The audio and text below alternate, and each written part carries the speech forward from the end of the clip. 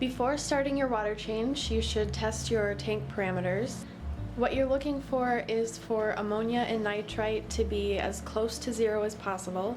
Ideally, in a cycled aquarium, these will always be zero. And for nitrite, with Goldfish, you want to keep it under 20 for sure.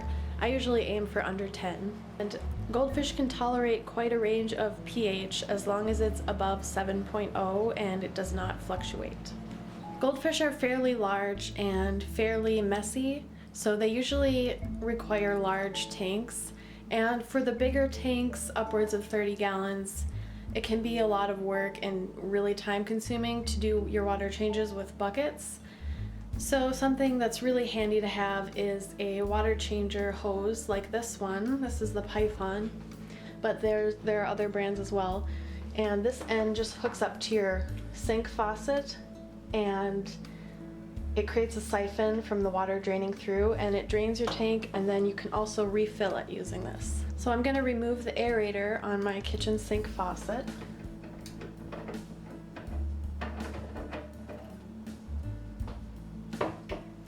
And then there are threads on the inside here, and this metal adapter piece fits into here. Make sure it's tight. And then this part spins independently of this part, so you can attach it easily. And make sure that's tight as well. And make sure this goes up and down depending on whether you want to fill or drain. So the down one is going to drain the tank. And if you push it up and twist it, it's going to start filling your tank. So you might have noticed that the opening for this siphon hose is rather big. My smaller Goldfish could probably fit in this tube completely, but my larger fish couldn't. But even with the larger fish, they can still get stuck in it partially. I've had it happen where one of these bigger guys got their head stuck in here while it was going, and thankfully there wasn't any damage. But a lot of times if fish get stuck in this, they can lose an eye or just get generally kind of torn up looking, so that's really dangerous. And what I do to prevent that from happening is I just use some of this. This is plastic netting that was left over from a filter media bag that I had. And I just put that over the top, over the opening, and secure it with a rubber band. And I've never had any accidents with my fish getting stuck in here using this as a cover. So it works pretty well. So how much water should you change? Well, it's generally recommended to change at least 50% of the water every week, so every 7 days.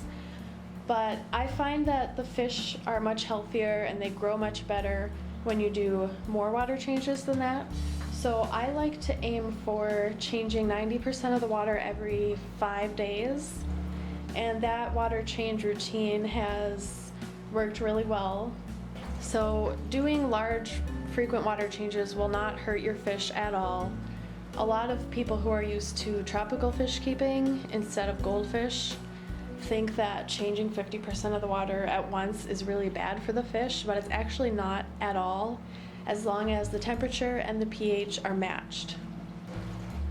And that's because as long as the temperature and pH are matched, there's no reason that fresh water would shock the fish, as long as, you know, the other things are relatively similar. Like, you don't want to do a huge 90% water change on a tank that hasn't been water changed in a year or something, because the nitrates are going to be through the roof, and so if you change that much water, the nitrates are going to go back down to like 0 or 5 maybe, and that kind of a change could shock the fish.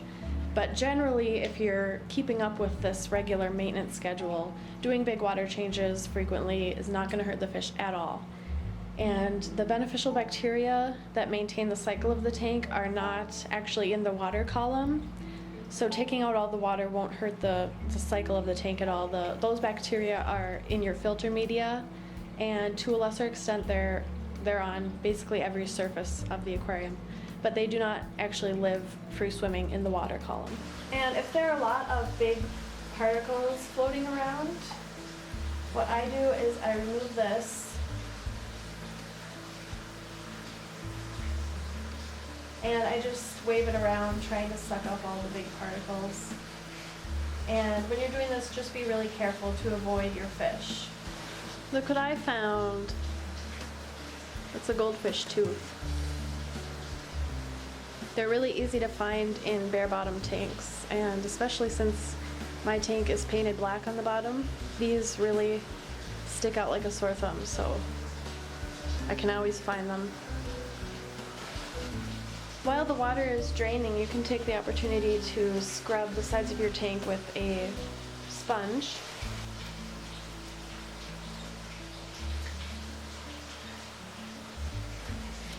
Alright, so this is about the level that I usually drain my tank to, and I've also drained all the water from my sump, which is down there. And I'm calling this about a 90% water change. Something that a lot of people are often confused about is when to add the water conditioner or the dechlorinator. So I'm using Prime, that's just what I prefer to use, and you dose the entire tank volume just before filling it up.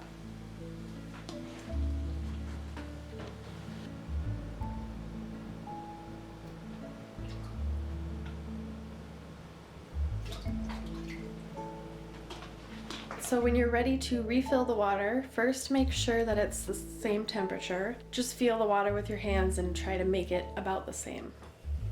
And then also, you will turn this up and to the side, and then water will start filling.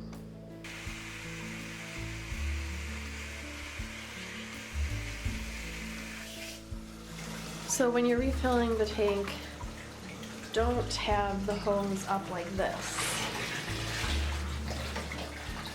Because especially for the more extreme body type goldfish, that can be really stressful for them. But at the same time, you do want the water to be a little bit agitating as it's pouring into the tank to help release the excess gases that are in the water. So what I like to do is just try to balance it like that. So it's not pouring straight down into the tank and disturbing the fish too much, but it's still creating surface movement and letting those gases dissipate.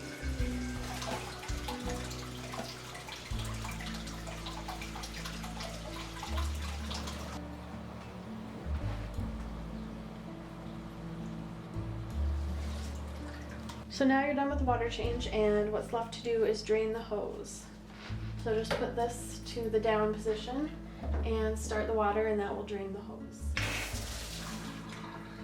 And then you just remove it from your faucet.